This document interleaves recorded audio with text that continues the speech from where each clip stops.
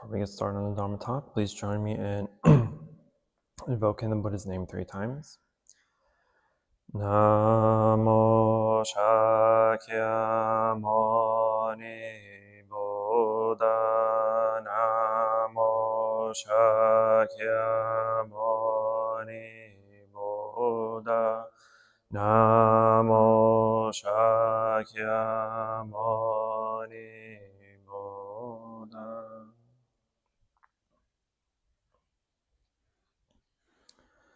Good morning, beautiful people. We are on the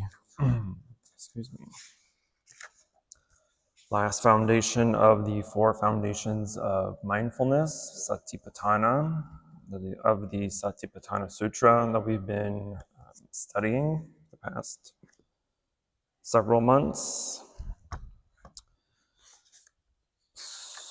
So we have 4 more exercises that's in this section, and I thought I would be able to get to at least 2, but upon my meditation last couple days, I could not get to the second one on time. So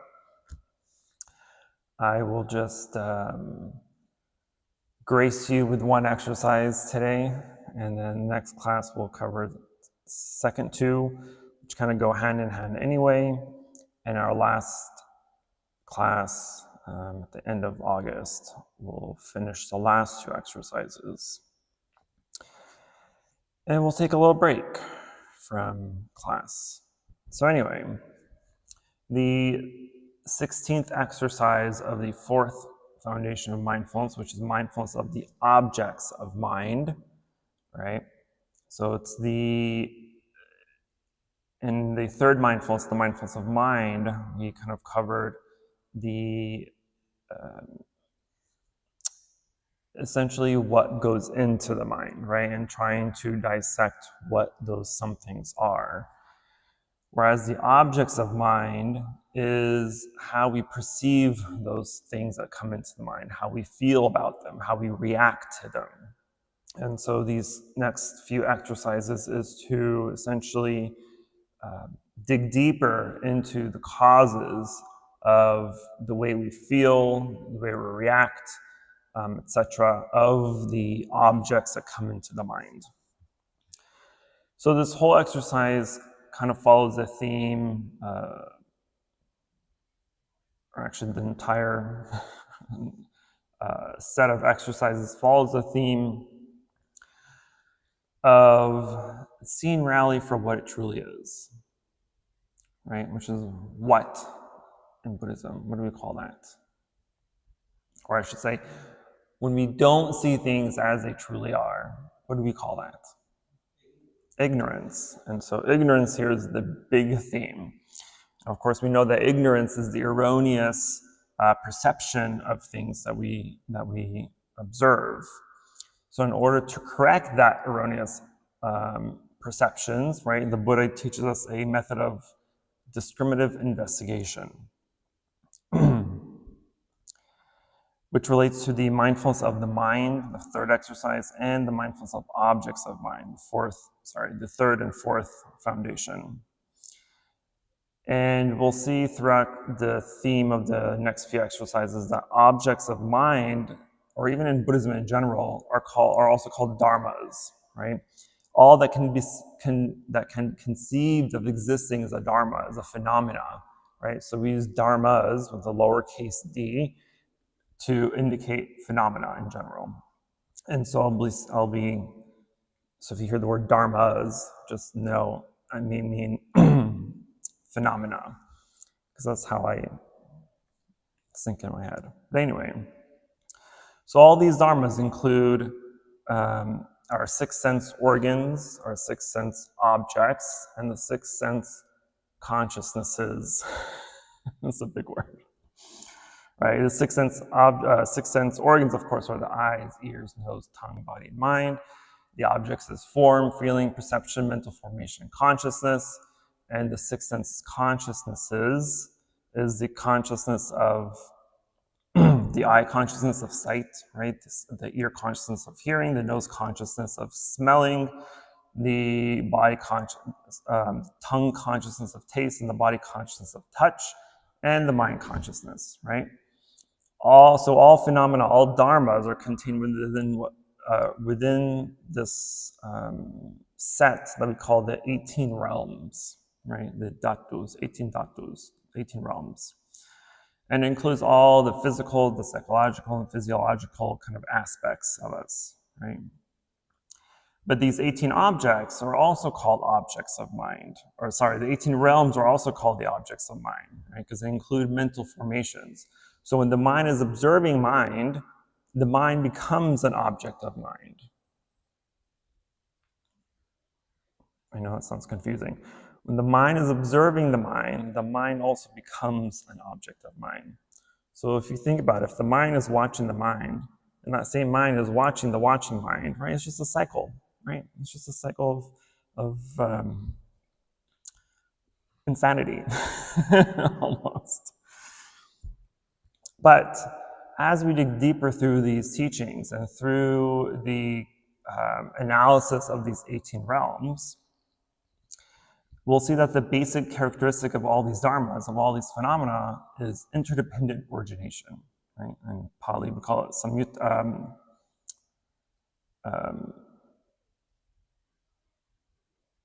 Now I forget what it's called in Sanskrit. Paticca samutpada. Right? Paticca samutpada. And so that all dharmas that arise, that endure, and that fade away or become destroyed are all according to this law of interdependence, right? And in one of the kind of sections of Buddhist text called the Majjhima Nikaya, the Majjhima is the middle-length discourses, the Buddha teaches that this is because that is. This is not because that is not. This is produced because that is produced. This is destroyed because that is destroyed, right? That's the basic formula of interdependent origination. So according to this teaching of interdependence, right, there's not a single dharma that can arise by itself and fade away by itself, right? So the coming to be of one dharma is dependent on the coming to be of another dharma, right? There's always a cause and effect. Every cause has an effect and every effect has a cause. So nothing can exist as a separate independent thing, right? They're all empty of a separate independent existence. But we'll see that in our normal lives, our daily lives, right? We have a tendency to perceive things as real and independent of each other, right? For example, if we take a leaf from a tree, right, we may perceive that this leaf is independent of all other leaves. It's independent of the branch, independent of the trunk, of the roots, right? That it's independent of the clouds that provide water, of the sun, of the soil, right? We see it all as independent of all these other things. But in truth, that leaf couldn't exist without all the other things that we believe it to be independent of that leaf, right? If the branch didn't exist, the leaf wouldn't exist. If the tree didn't exist, then the branch wouldn't exist. If soil was in there, or water, or sun, or the energy that it needs to grow, then that leaf would never exist, right? So it's clearly dependent on other non-leaf elements for it to become a leaf.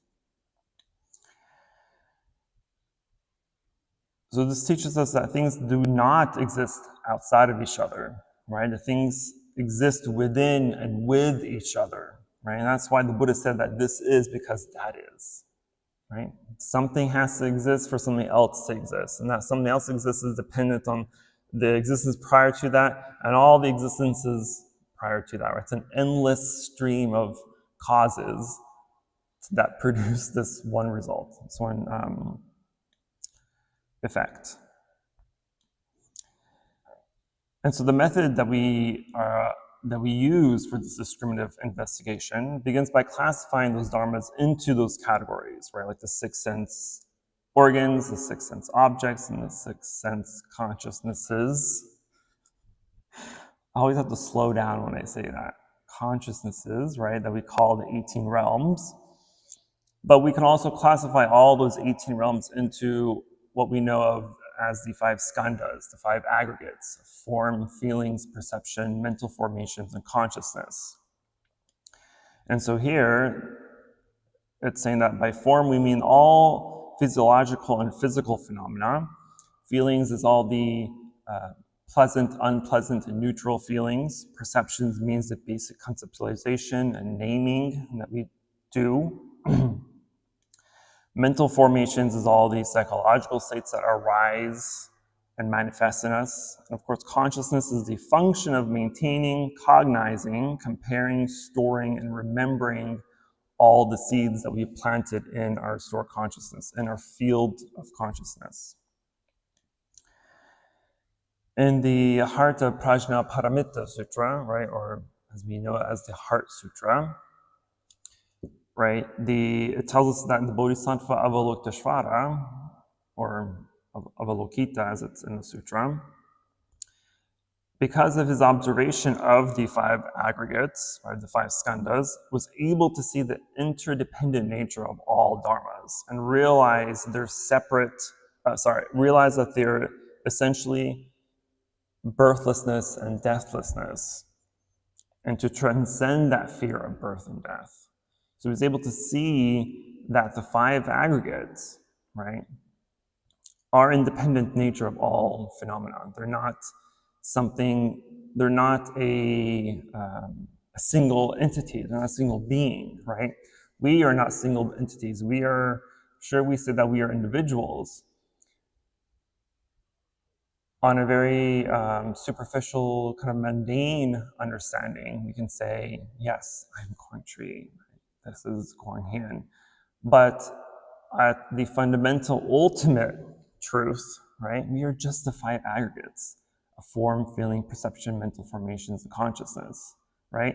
That's why it's called aggregates, right? We're aggregating everything together. So when we're aggregating and combining all these 5 skandhas, all these 5 aggregates, a person appears. And this person is called this person looks like this person does this person works here, does that, has this many children, has this many siblings or whatever, right? But ultimately, we're just the 5 skandhas. Anyway, also in the Heart Sutra, right, it also refers to the essential emptiness of all dharmas, right? Emptiness here is shunyata. And emptiness here means interdependence, right? So that all dharmas depend on each other in order to arise and endure, right? That there is no dharma that exists apart from other dharmas, which is why we say that the real nature of dharma is emptiness, because nothing can exist on their own, right? Just like the leaf can't exist on their own. We can exist by just seeing. We can't exist by just tasting, by just touching, right? So through discriminative investigation, we realize the interdependent nature of all that is. That this is to realize the empty nature of all things. So with insight into emptiness, we can go beyond concepts of it is or it is not, of one and many, of coming and going, of birth and death, right? And we'll transcend that fear of birth and death altogether. But our concepts of it is or it is not, of birth and death, coming and going, one and many, right? They will dissolve when we witness to the interdependent nature of all that is. So to be able to end the concept of birth and death is the essential point of discriminative investigation. To look within, to look deeply into the nature of things, is to be able to transcend the fear, essentially, that we have of birth and death.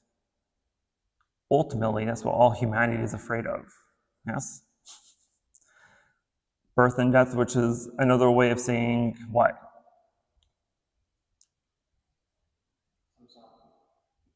Well, samsara is the big picture, right?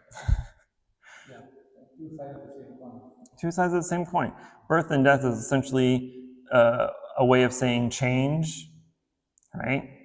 It's a way of saying that of impermanence, essentially, right? But as we go through all the foundations and all the exercises, right? So in the Satipatthana Sutra, right, the Sutra of the Four Foundations of Mindfulness, describes that the mind isn't in a state of ignorance and confusion as long as we are conscious of impermanence, interdependence, and selflessness, right? So if our mind is conscious of those three elements of impermanence, interdependence, and selflessness, then our mind is resting in right view, right? Which is the most essential, one of the most essential practices or teachings, right? That comes from the Eightfold Path.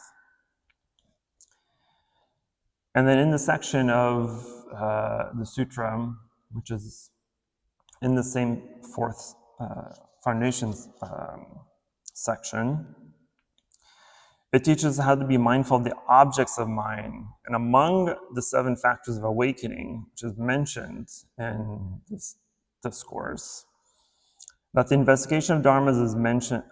That investigation of dharmas means the detailed examination of the source and the nature of phenomena, whether physical or psychological. So investigation of dharmas here has a similar meaning to discriminative investigation. Right? Again, investigating dharmas is one of the 7 factors of awakening, of enlightenment, the 7 factors of enlightenment. Investigation of dharmas is mentioned there. But it's similar to a discriminative investigation because they both tend to see the true source and nature of all phenomena, of all dharmas, right? So if we can understand in depth the source and the nature of all those dharmas, of all the phenomena, of all that become objects of mind, then our minds could never be in a state of ignorance or confusion, right? If we understand the true reality of what is happening, of what we're seeing and tasting and touching and thinking and doing, and see it for what it really is versus this is what I like, this is what I don't like, this is comfortable, this is uncomfortable, this is right, this is wrong. If we're able to let go of that and then just take in what is actually happening, then we have nothing to grasp, we have nothing to attach to. So when we sit in meditation and we concentrate our minds on that object of our observation, right? Sometimes it's a physical phenomenon, sometimes psychological, but when we look deeply into that object, then we are able to discover its true source and its nature, right? Where did it come from? How did it develop? As part of the why meditation that I'm trying to ingrain in everyone, so that you can always question yourself, not only of what you're feeling, but why are you feeling it, right? Because 99% of the time, it's much more than just, I don't like this. Well, congratulations. Half of the world also doesn't like this, but why? Right? So the role of our conscious breathing in meditation is to develop and maintain that power of concentration on one object, right? Samadhi, right, or samatha. That's samatha meditation, right? The meditation on concentration, being able to maintain and develop that concentration on just one object. Then, if we look deeply and carefully, then naturally we'll see that the arising, the enduring, and the ending of the object is dependent on other things. And that's vipassana meditation, meditation on contemplation, meditation on insight, right? So we see how or why the 2 main kinds of meditation is so important. We have to be able to, this is why I've said it before, we have to be able to know how to concentrate well enough on an object of meditation so that we can eventually contemplate it. Because if you don't practice one without the other, or if you don't know how to concentrate well enough, you go and attempt to contemplate on something and develop insight, you're going to get distracted way too easily. You're going to go off topic. You're going to just not be able to do it well, right? And so we have to develop concentration well enough to be able to maintain and hold that same object to contemplate on. So just keep that in mind. And then eventually we'll see that the true nature of all dharmas is birthlessness and deathlessness. And although dharmas are not everlasting, right? But they're never totally destroyed either. So the mindful observation of interdependence is the road that leads us to transcend those limits of birth and death, which is liberation.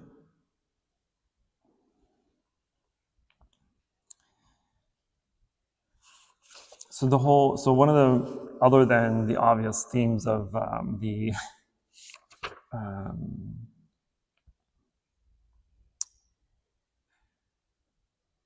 the sense objects, six sense organs, objects, and consciousnesses, is the ability to see them, again, arise, endure, and fade away. Because nothing ever lasts. No, there's no feeling or sensation or emotion or belief or like or dislike that will forever be as is, right? When you feel pain, you're feeling pain for as long as the pain is being endured. Eventually that pain will go away, right? A breakup, the feeling of heartbreak goes away eventually. The feeling of loss of a loved one eventually fades away, right?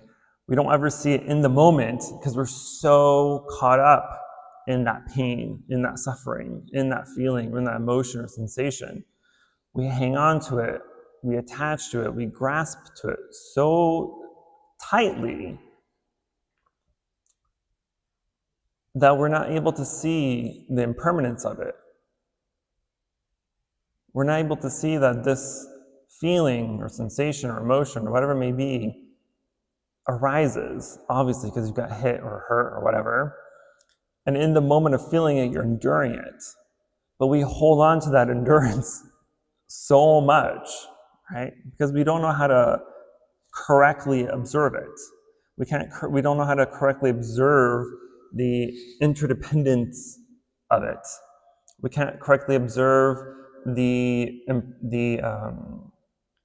impermanent nature of it. But if we understand those concepts correctly, then we'll know that it will fade away. But in the moment of feeling pain, we don't think about, oh, this won't last, right? We're thinking, oh, I need to do something to alleviate this pain. Not knowing that the pain eventually will go away on its own, right? If I punch you on the shoulder and the back or the head, right, you're going to feel pain for a few minutes. Maybe, you'll have a headache for an hour or two, but eventually it goes away. And so we have to be able to, in the moment, acknowledge that that going away is possible, that that going away is fundamental, right? It's going to happen. One of my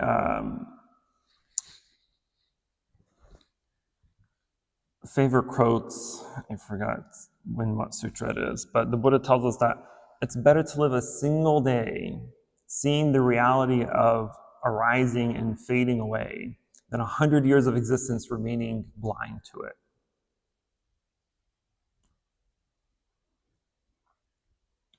And typically not,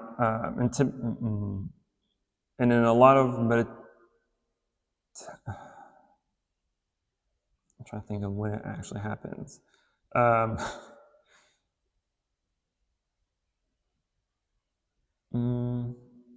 It's usually during, so when we're meditating, when we're practicing vipassana meditation, for instance, or meditation on insight or contemplation, one of the kind of mantras that is a good one to say or to have that the Buddha gave us. I'm going to recite it both in Pali and in English because it's fun. But anyway, one of the kind of mantras that we would say in the process of observing these dharmas, right, that arise, these phenomena that arise, is iti rupasa samadayo, iti rupasa tangamo, which is this is matter, this is the arising of matter, and this is the passing away of matter.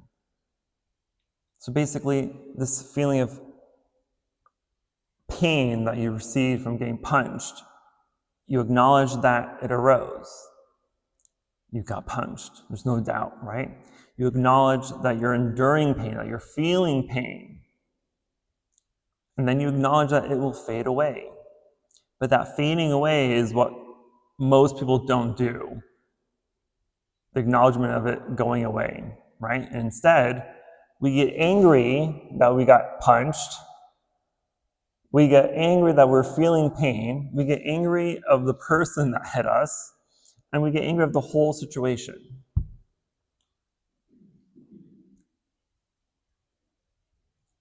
So there's 5 different things almost that we're angry of externally of ourselves, when in reality, the anger is caused by our own perception of the situation that just happened. You're not angry that you're feeling pain. You're angry that there's a person that had the audacity to punch you in the first place and to cause you pain. Right? We don't get angry of the pain. There's nothing we can do about it.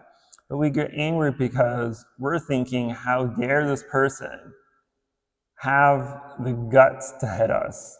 So we're angry at this person. We're angry of the action that they caused. Right? This is what? This is our reaction to the situation. It's our reaction is what will cause us to endure either in acknowledgement and reality or in suffering. Because if you get punched and you're mindful enough to have the thought process of this is pain. That's it. Not who hit me. Right? How dare they hit me? Who do they think they are?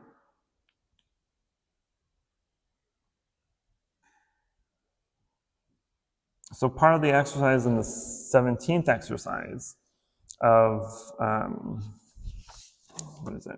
observing internal formations, this is where we kind of dissect a little bit further into our own reactions to those things, right? One of the examples, an easy example is the way that someone, is our perception, our reaction to someone who said something unkind to you.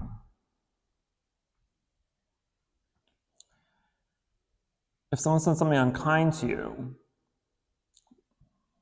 generally speaking, what is our reaction to that? I'm sorry? Rudeness, right? I'm like, oh, this person's rude. Right? Or we're thinking of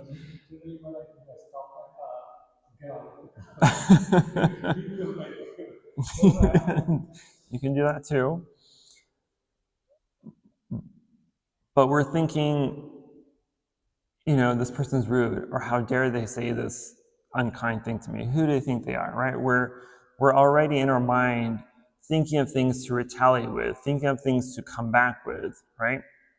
We're not really thinking in the correct way. We're thinking in an ignorant way because we're blaming them for saying something unkind to us. But those words and that person has no real power over you. The words are nothing. Words are made up. The words I'm speaking right now are made up. People came and said, this is word. This word means this word. Right? It's made up. This person is also made up of the 5 aggregates. So that has no real power to truly affect you. So what is actually affecting you? What is causing you to think that whatever words this person said was unkind? Where does this concept of unkind come from? The mind. Your own mind said that whatever words that came out of this person's mouth was unkind. You labeled it as unkind. But your perception of that is erroneous.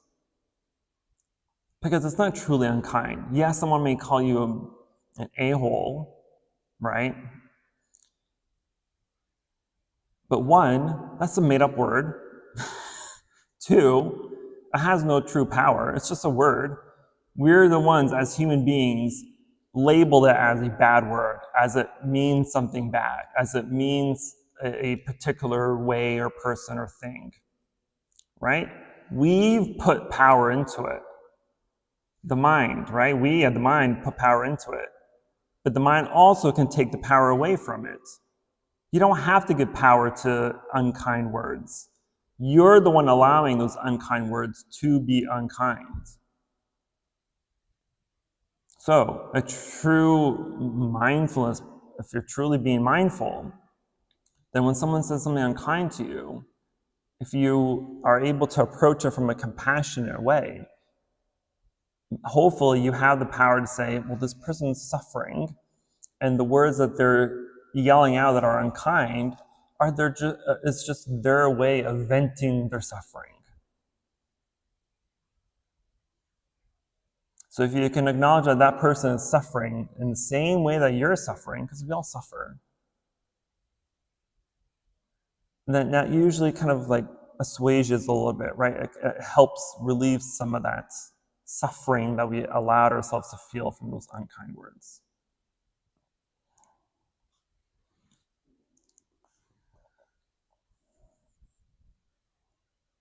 So as I mentioned before, right, from a conventional standpoint, we can say we give ourselves these titles and these roles, right, and these names, and our individuality, our personality, right? We have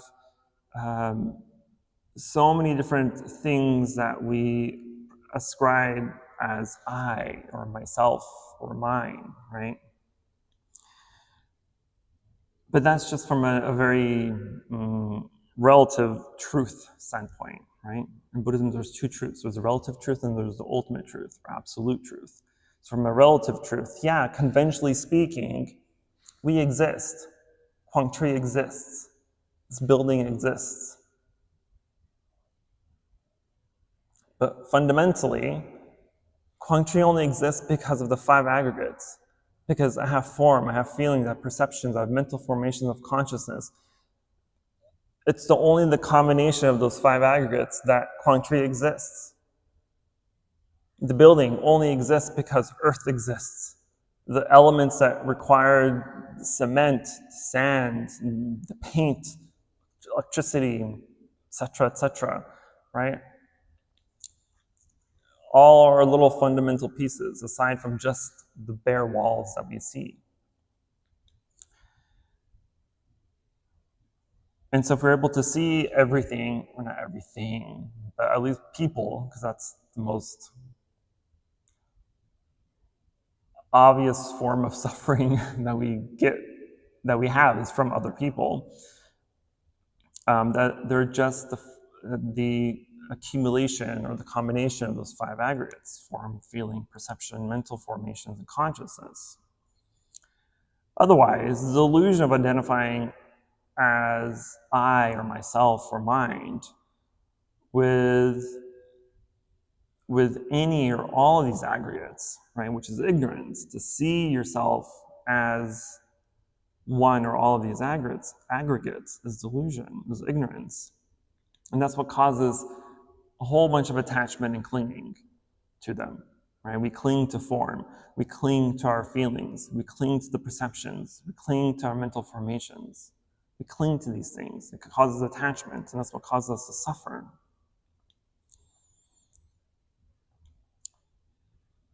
And that's why we have that mantra, right? That this is matter, and this is the arising of matter, and this is the fading away of matter, right? So if we're able to see the arising, the enduring, and the fading away of things, then we have nothing to attach to. Because we always get stuck in the middle. We always get stuck of the endurance, of the enduring. Whether it's a good endurance, right? Because there's obviously we have pleasant feelings. When we eat something pleasant, we smell something pleasant, we touch something pleasant, we think of pleasant things, right? That's enduring in pleasure. We also have enduring in unpleasure. But either way, if there's attachment to whether something is pleasant or unpleasant, right? So whether attachment to desire or aversion, if we are stuck in that endurance and not able to see that it'll eventually fade away, we become attached to it. Then what happens? When you become attached to a pleasant feeling, what happens when it goes away? We get upset. We want more of it. So we go after it again and again and again, right? This is why people are addicted to drugs and alcohol and entertainment and even concepts and labels. People are obsessed over it because they want it constantly, right? And so as soon as the pleasant feeling fades away, I'm like, oh, I got to go back and get it again. They have it, endure it, fades away. I'm like, oh, nope, I got to have it again. And so the cycle just repeats over and over again, which has nothing good for you.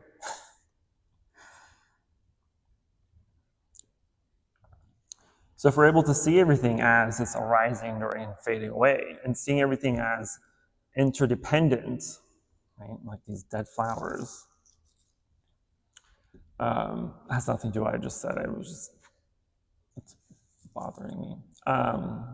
Which is suffering, see?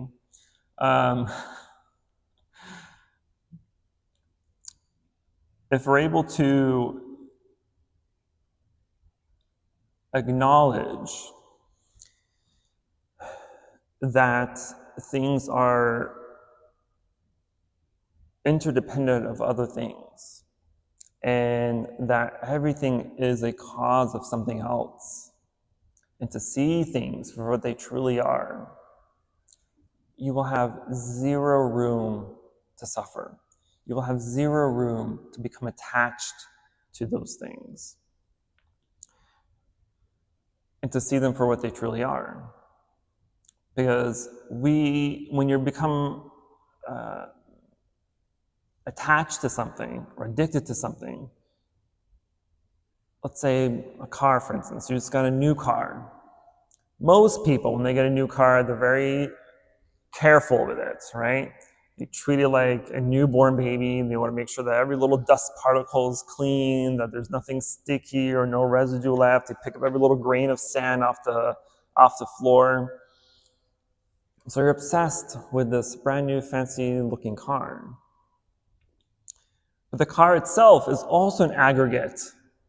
It's a combination of other non-car parts. So if we were to dissect the car, to pull it apart, and to take out all the little bits and pieces, then what is the car? Is the car the engine? Is it the battery? Is it the wiring, the steering wheel, the seats, the wheels, the trunk? What aspect of this dissected car is now the car? So did the car truly exist? Likewise, we're the same way. If you took out your mind, right, which is where our feelings, perceptions, mental formations, and consciousness lies, then what are you? Clinically, you're a vegetable, right? Is that truly being alive? Is that truly being human? Right? Or if you're a psychopath, clinically a psychopath, right? Where you have no feelings of remorse or compassion or empathy, right? People call you a psychopath. They don't call you a person.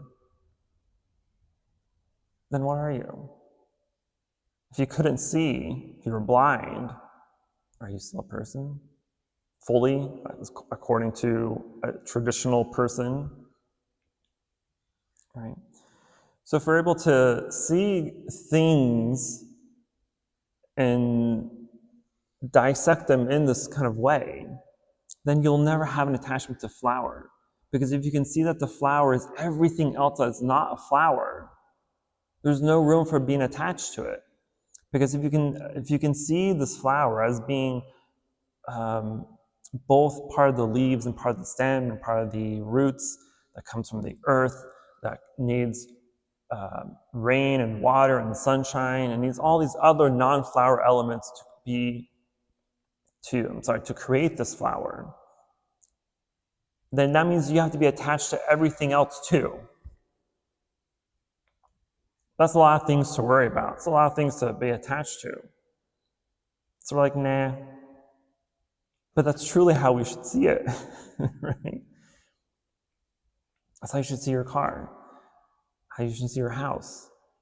Everything is made up of other non-whatever things, right? This microphone is made up of non-microphone elements. If I were to take apart this microphone, right? If I took off the cover or took out the battery, is it still considered a microphone? If I took the antenna off or the wiring off, at what point does this microphone stop being a microphone? I know this sounds all super complicated, but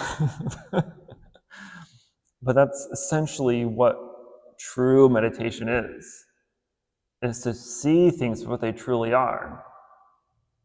And by that power of seeing things as they truly are, then that will spark this aha moment in you, where you can recognize things as impermanent, as interdependent, as non-self, right?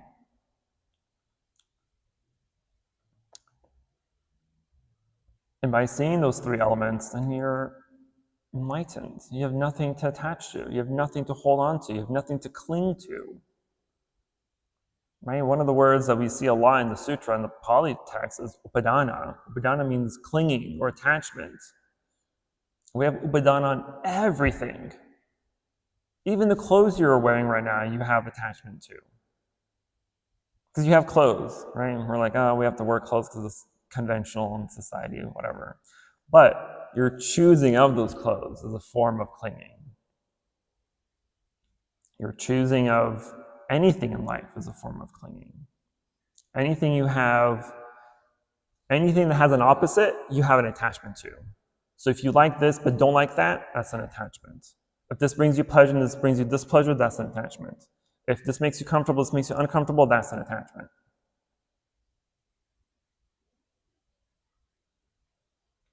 Because then when you start to analyze those things, and you sit down in meditation, and you look beyond that superficial level of liking and disliking, pleasure, displeasure, etc., you come to a conclusion that it's not those things that brings you those feelings. It's your own mind that's creating those causes. So when you have that recognition, when you have that realization, then it's much easier to just accept things for what they are. It is what it is. There's no point of crying over this or laughing over that. There's no reason to hold on to this or hold on to that, or to want this or not want that. Things are just as is. They are what they are. Especially for something that has already happened.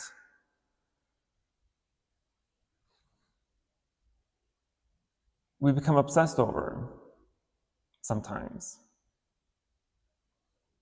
If something has already happened, and you become upset or angry or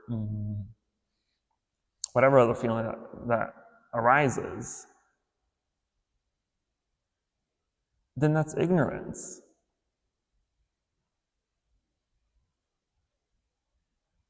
Because what happens sometimes when we do something, or when something happens that goes against our own expectations. We wish we were different. Because if you have an expectation of going home after work to a home-cooked meal and a glass of wine ready for you the moment you walk in, and that expectation isn't reality. You walk in and it's empty, lights are out, husband or wife are just sitting on the couch watching TV. I'm like, yo, where's my food? Every day I have food, but today you didn't make me food. Now you're feeling, what are you feeling? Disappointed, sad, hungry, right? But it's that expectation of something being a certain way that's causing us to suffer. And we have those expectations for anything and everything. There's not a single thing that comes up in your mind that you do not have an expectation of. Even walking to your car, you have an expectation of it being a smooth walk. You're already expecting that there's nothing going to be in your way, that there's no rocks falling over, that there's no puddles of water, that there's nothing that's going to obscure your path to your car, right? Simple expectation, but it's still an expectation. But if you walk out and the path is covered in dirt, or a rock fell over, or something happened, and they're like, well, what the heck? How am I supposed to get to my car? And you're thinking, now I have to take the long way and go all the way around. And you're like, oh, I have to walk?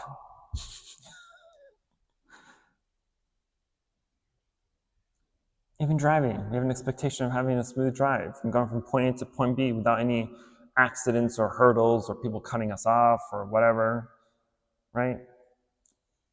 And so if we're able to see and recognize those inherent expectations that we have, then whatever happens just happens. You're able to see it for what it really is.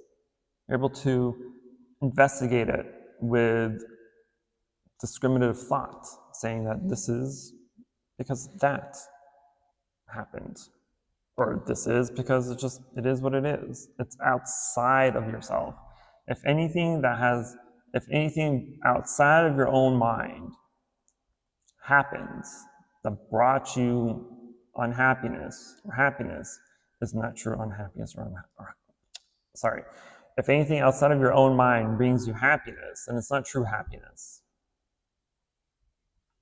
Because that means there are external factors that need to happen. There needs to be external causes and conditions that need to happen in order for you to feel that happiness. And if that's the case, that means that whatever that is that's bringing you happiness outside of yourself is impermanent. It comes, it goes, it arises and endures and it fades away. Well, if something fades away, that means the happiness that it brings also fades away. Right? This is, like I said earlier, this is why we're become addicted, because the high that the happiness brought you is gone. Now you go after even some more. This is everything. This is against pleasurable feelings. This is for people too, right? This is why for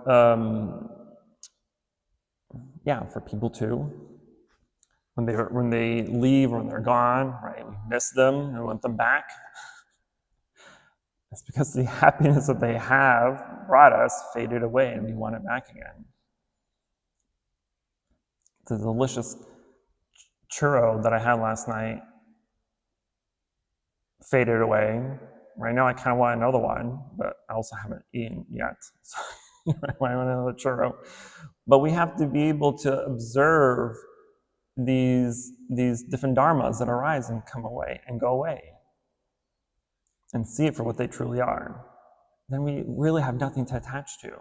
And when you have nothing to attach to, you're free. Don't you want to be free? Don't you want your mind to be calm? Do you not want your mind to be resting in equanimity and tranquility? Of course you do. Who doesn't? But the question now is, well, what are you doing about it?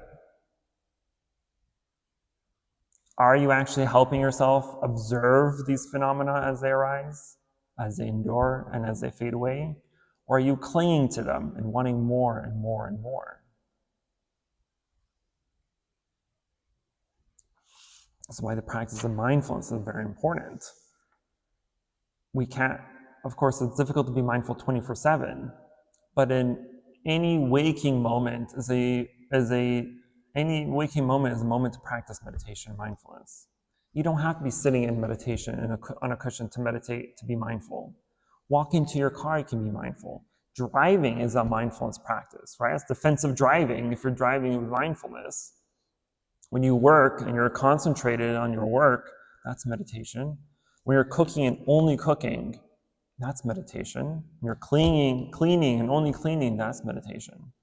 So we have to also get out of that concept of just when we're sitting or walking, that's meditation. No. Any waking moment, any waking activity that you do is an opportunity for meditation. And is an opportunity to see reality as it is.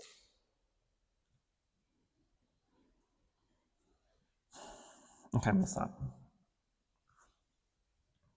Questions, concerns, emotional outbursts.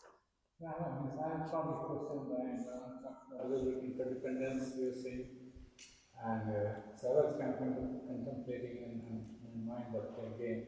But scientifically, if you look at like all three stages, life, or birth, or living, or death, we see the interdependence. We generally see the interdependence like some five elements and all other people, they're feeding or giving the food and all those shelter, homes, everything. But we overlook the scientific facts like when a child is born, it can't survive without the mother breast milk. There are a lot of bacteria in there, a lot of dirt, feces, and all those things like in there. So that's how we able to survive. And when we are living, there are billions of probiotics and bacteria in our guts. Without that, we cannot survive. Like you giving somebody antibiotic, you're sick and you're dead very soon. So those are live creatures living in our body all the time, and they kind of like they affect mind. And they are documented. The mind is not only one thing because this is interdependent or interconnected minds, billions of minds working together. That's why whatever we eat, it goes in different directions. If you eat like wheat and things like that, then you can all the spices or hot foods like melatonin. I mean, you can get very upset and angry and react. And for way, how did I react like that? I'm meditating, I'm practicing this and that. And means this was last week. We were coming back up. I kicked the person out of my car because just what he called stupid. It was playing country music and it was loud. Said, turn it down. And he called it stupid. I said, okay, get out, please. Until you say please, and you're not coming back. So it's just the thing is like that even now probably I'm eating like abnormal things and drinking table soda or something. But similarly, like when we die and like driving on, you see the body decomposing, billions of things are, and the smell is everywhere. The dead body, just one animal or something died. It's an interdependence because all these creatures are eating this body and kind of decomposing it. So it's there. But then at the same time, this is not our mind. This is the mind of these billions of things, billions of creatures living in our, and I'm kind of like blaming them. They are making me do something which I don't want to do. You see, I'm meditating and practicing, so it's kind of playing game. So that's one thing. And then secondly, I want to talk about the pain. Like pain is also man-made thing. There's no pain. Even if you cut the body and all, like that's what doctors do during surgery. Disconnect the mind. General means you don't feel any pain unless you look. We can't make it up. Like if we see the things, especially when kids, oh, you got ouchie, and then they start feeling pain. But if you don't tell them, means nothing. You get a lot of time. I fell down from bike or something, no pain, and then you get like you start seeing the things and you feel pain. when you get up and you run and you do things, most people, but that's also man-made because the brain is like perceiving, it's perception that we are in pain, do something. And then sometimes there's a real pain, a little bit, but we make it up extreme. So it's just, pain is also a man-made thing. And most of the times it's interdependence, but there are a lot of creatures behind the scene, and they say that's why they say it's a gut feeling or something like that. You make decision, you have the gut feeling, you make the decision solid. So gut has a lot of creatures in you which are fooling around with the mind. Probably Buddha back then, he didn't realize it was bacteria and all that, but the science is a proven fact. Right. Yeah. So. Interdependence is such a beautiful realization, because if you can sit and recognize the interdependence of whatever is happening in the mind, right? Whether it's something that had externally happened to you, right? Whether it's an argument with somebody or wanting them to be kicked out of the car, right? Or whatever you eat or observe. If we're able to see the road of those causes, right? That it's not just because someone yelled at me that I became angry, right? The yelling is just kind of like the ignition, right? But the mind has to have fuel in order for that anger to even ignite in the first place.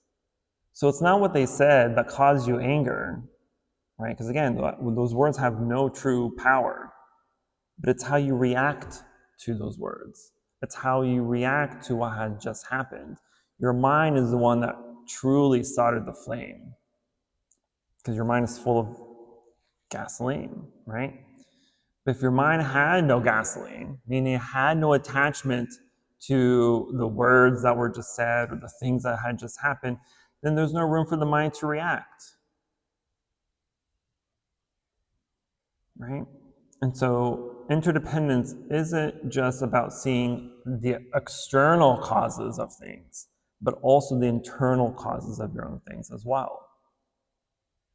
Because again, everything you do, every decision you make is in accordance with your own perceptions, your own ideas, your own beliefs, your own realities, right? Just think of anything and everything that you like or dislike. It's not inherently liked or disliked by every single person. I mean, it's not a true like or dislike. The example I bring up all the time is if we go outside and look at the sky and stare at one cloud, stare at the same cloud, we're all going to have different visions of what this cloud looks like. I may say it looks like a smiley face, someone else may say it looks like a cat or a dog or a car or a house. So if we're all saying different things over the same cloud, then who's right? Who's wrong? We're all right and we're all wrong. But that doesn't mean where someone is more right or more wrong than the other. Likewise, your perceptions, your ideas, your beliefs are not more correct or more wrong than anyone else.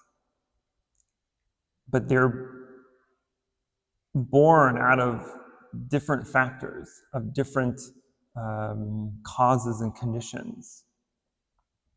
And so if we can see that, then that really will allow room for openness, right?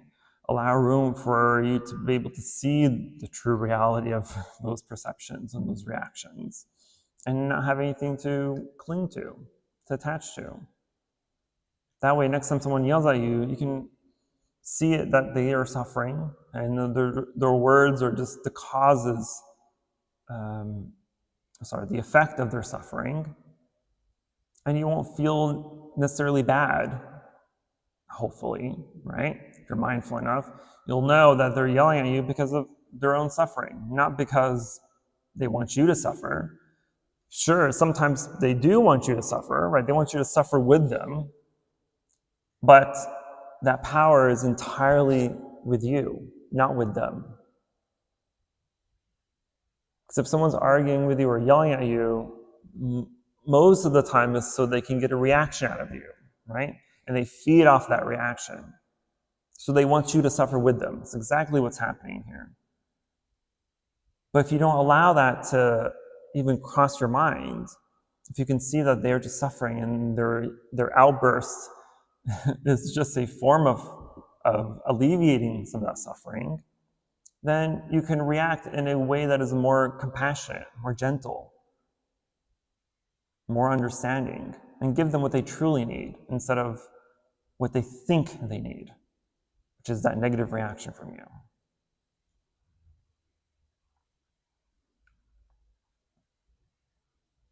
I think it's also interdependence, like if we control eating and things in that nature, the pets play a role. How do we react? I mean, that's what I was thinking. It's food, of course, has an influence, but everything else has more influence. What we watch, what we listen to, what we see, what we do, what we think, right? All that has just as much influence as what we eat or drink too, right? Because even if you ate things that caused you to do what you did, you still have power to stop yourself and to observe that mindfully and react correctly versus blaming your food for the way you reacted. Yeah, with this kind of blame game, but still, like I think those live creatures, they affect our thinking. So I'm not talking about like a bad food. Oh yeah. Those creatures, those bacteria, those you have brain, you do the time yourself, but they have brains too. So billions of us, those are interdependent. So being is like a collective thinking, it's a crowd thinking, and crowd mind. So it's just a fact, like in a moment, you are thinking right, and like all of a sudden something happens, even you're mindful, but the reaction with others is just like out of nowhere. You react the way completely like unexpected. Right. You yourself are surprised, and then there's no going back sometimes. Yeah. Similar to road rage. That's why I always say you have to be mindful of, right, that you have 3 checkpoints of mindfulness, right? Mind, thought, speech, and actions. And since every speech and action starts out as a thought, right? Even if that thought is just fractions of seconds long, right? The thought process is still happening, right? And sometimes we hear the phrase, speaking without thinking. Well, thinking is the process of examination, right? But the thought behind that thinking still exists, right? And so if we are mindful enough, if we practice mindfulness enough, then we can see that thought as it's happening, even in that very small amount of time, right? Because there's still time between the thought forming and the speech being completed, right? So if the thought ends, there's still a gap of emptiness before the speech even happens. And that gap of emptiness is where we can slide in and stop it from continuing, right? So that's our best guardian, is stopping at the thought level. But fortunately, we're habit creatures, and we have bad habits, and we don't often do that. And so then our negative thoughts become negative speech. And that's like medium suffering, right? This is low suffering, this is medium suffering. Because even with the speech, we have time to stop ourselves too, right? In mid-sentence or mid-word, we can stop ourselves. Or even after it's already been said, we have, hopefully, depending on the circumstance, an opportunity to correct what was just said, right? But we have time within that speech area of holding ourselves accountable and stopping right then and there. But if we continue being unmindful and continue being angry or whatever feeling is controlling that whole thought speech pattern, if we don't have mindfulness over it, then it becomes action. And so that negative thought became negative speech, which became negative action. So that negative action could be violence, it could be setting the house on fire or slashing someone's tires or whatever it may be, right? And so we've missed several opportunities to catch ourselves from doing something ultimately negative, right? But then we can sit down in meditation and think of, well, why did that negative action even happen in the first place? Like, where did that come from? And this is where our discriminative investigation comes from, because then we can apply the laws of interdependence into seeing what cause and effects even started this whole thing in the first place. Ultimately, you're going to blame other people. They did this, they said that, and so we're playing a blame game here, right? We're going back and forth of that person did this or said this is why I did that, or this occurred, this is why I said that, or, I saw this, or something happened, that's why I thought that. And so as you go down that road, at the end of that road, you'll be like, it all started in the mind. So what does that tell you? What does that tell you? You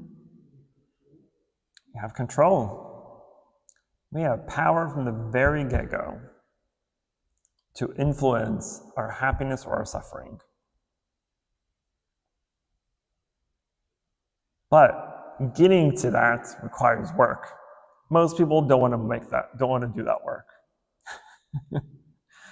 Right? But if we do that work, it sounds like it's a long journey, right?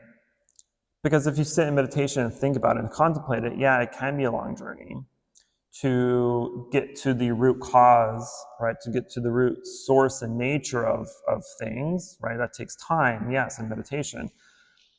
However, you can still apply that same practice even in an argument. Because if you can stop yourself from having negative thoughts, because if someone's arguing with you, most people, and probably yourselves, including myself every once in a while, we're already thinking, we're not really listening. All we're seeing is someone's yelling at us, and our mind is thinking of how we want to react. What comeback do I want to say? What can I say that's going to hurt them too? How can I make them even angrier? Or whatever it may be, right? We're not really listening to the situation, to the suffering. We're about to create even more suffering. But if then we can apply what we're practicing, what we're learning, if we can be mindful of what we've been practicing and learning, that in that moment, you can observe yourself and stop yourself and like, you know what, this is a bad thought. Let me stop. Because you can acknowledge that you're having bad thoughts. That's perfectly fine, right? The acknowledgement is what is going to give you power. Same when we're in meditation, if you're sitting in meditation and observing your breath or you're about to practice discriminative investigation as things arise, if a distraction arose, right, maybe the door opened, right, someone walked in, someone's stomping, they're making a bunch of noise, or the dogs are barking, or the AC comes on and off. If you're not correctly being mindful and aware, then you're going to use that door as an excuse for having your meditation disrupted. Like, oh, who opened the door? Why is the door open? Why are they stomping? Why are they making a whole bunch of noise? Why are they flaying their keys around or throwing their bags against the wall and make all this noise to interrupt your meditation? All this is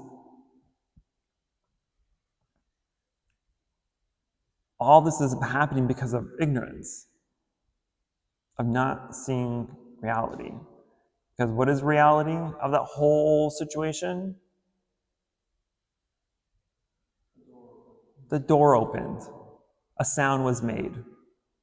That's reality. You don't know who it is. Why are you making up excuses? You don't know why they're late. Why are you making up excuses? You don't know why they're interrupting your meditation. Why are you making excuses? So we make excuses. We make all these stories in our mind to, that's what I'm looking for. Justify, thank you. To justify why the door was opened. We do that all the time. Especially when on the road and we see an accident. Do you not ask yourself, oh, what happened? Do you not ask yourself how many cars are involved? Right? And so that's ignorance. You're trying to make things up. Sometimes, not all the time. Sometimes accidents are obvious and you can see how many cars are involved or whatever. But most of the time, if it's not stop and go traffic and you're just kind of going and you see an accident on the other side of the highway or something, we often make up stories in our mind of what happened, who caused it, how many people were involved, were they male, were they female, were they young, were they old, right? But all that is fake news, basically. But the reality of it is accident happened. That's it. That is the only true thing you know, is that an accident has happened. Likewise, when a door opens, that's the only true thing you know, that a door has happened and a noise was made. And so when someone's arguing with you, the only true thing that's happening is someone is yelling at you. It's not that they hate you or dislike you. I mean, maybe they do, I don't know. But that's beside the point. We don't care about that. What you do care about is your reaction to the situation. Your reaction is what's going to essentially create either happiness or suffering, or in this case, acknowledgement of reality or ignorance.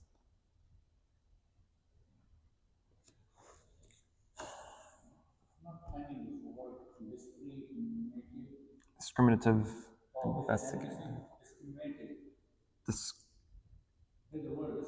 Oh, I did misspell it, sorry. I'm missing an N and another I.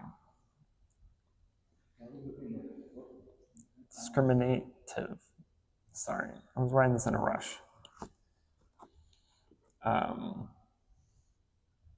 Yeah, excuse my misspelling.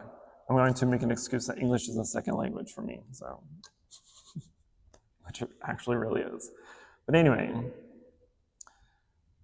okay, I've overtalked as usual. So we will go ahead and sit for meditation for a bit, and then we'll do some walking meditation, and then we'll have some final words. So do a quick stretch if you need to.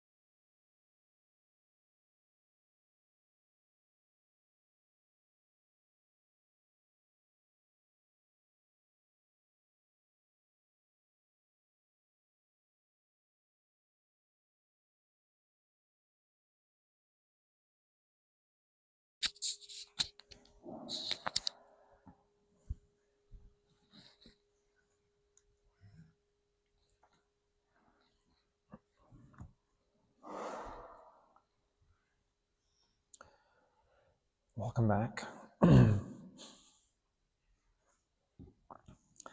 Hope everyone was discriminating your own thoughts. I kept on discriminating a car and concluded if I was attached to my car as a whole, then I would have to be attached to all the little pieces that make up the car. And I don't know about you, but that sounds like too much work. To be attached to all the little things that create the car. If you have to be attached to all the little things that create the car, then do you actually love the car? Or do you love the pieces that create the car? Or do you love the other pieces that created the pieces to make the car? Or those pieces that made the pieces that made the pieces to make the car? So if you love the car, you have to love the pieces. To love the pieces, you have to love the machines that made the pieces. To love the machines that made the pieces, you have to love the people that made the pieces. If you love the people, then you have to love their parents and their parents and their parents and so on and so forth. And all the things that allowed them to be through generations and millennia of creation, of existence, just for that little piece you call a car to exist. Through that, we can see the power of interdependence, right? That things don't just exist on their own. A car cannot exist on its own. A person cannot exist on their own. Flowers, buildings, streets, phones, anything does not have its own inherent individual independent existence. And that is the power of interdependent origination, the power of what we call emptiness, or shunyata. And to realize that is to realize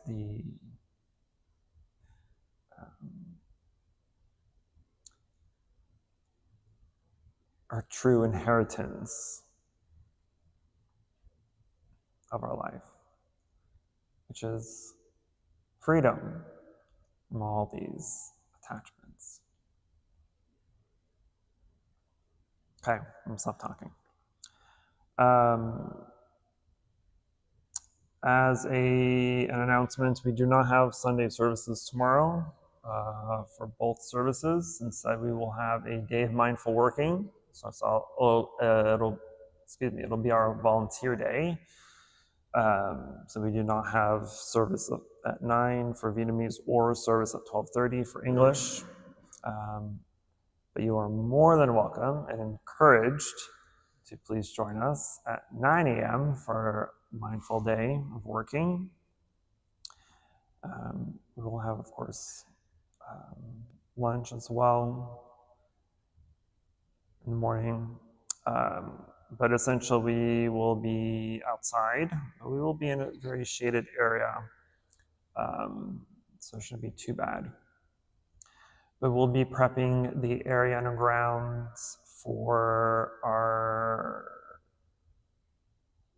a waterfall installation. So it'll be kind of like at the top corner of where like the corner flower bed is when you walk down. It's like right behind it, and then kind of over the wall into that area. So we'll be shaded by the trees. We won't be dying necessarily, but you are highly encouraged to attend and join us so that the more people, the quicker we can finish.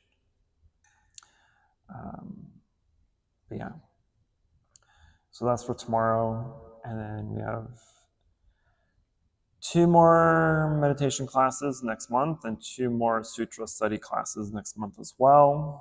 We will take September off for our break. The monastics will potentially be traveling, so we won't have any classes or classes. We will still have Sunday service, but there won't be any Dharma talks, obviously, because we're not here to give a Dharma talk, but Our senior members will be here to lead the chanting at least and to answer any questions anyone may have if you join. And then for October and November, there will be meditation still every second and fourth Saturday, but it'll just be meditation. So there won't be necessarily teaching because we'll be finished, I hope, by then.